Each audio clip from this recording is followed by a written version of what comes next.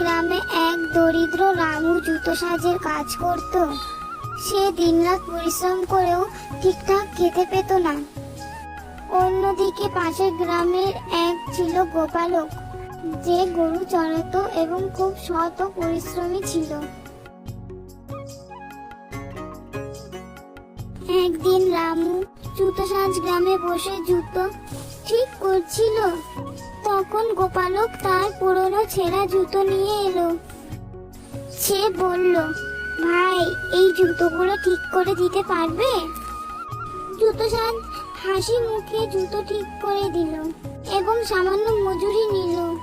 গোপালক খুশি হয়ে বলল, তুমি অনেক ভালো মানুষ, আমি তোমাকে উপহার দেব।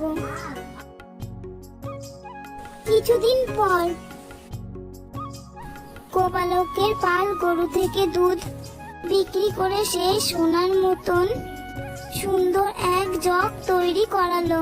সেই জগ সে রামুর জুতো সাজকে উপহার দিল। রামু অবাক হয়ে বলল,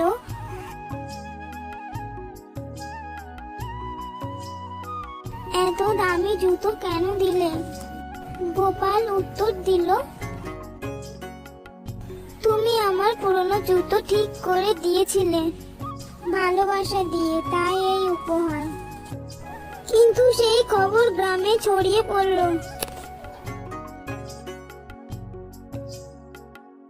কিছু লোভী মানুষ সোনার জগ চুরি করতে চাইলো।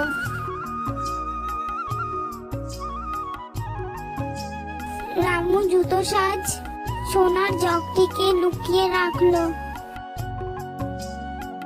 একদিন চোরেরা এসে চুরি করতে গেল। গোপালক এসে রক্ষা করলো।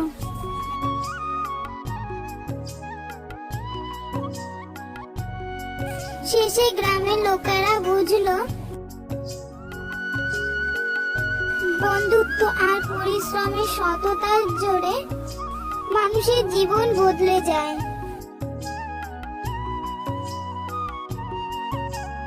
রামু জুতো সাজ আর গোপালক চিরদিনের বন্ধু হয়ে রইল।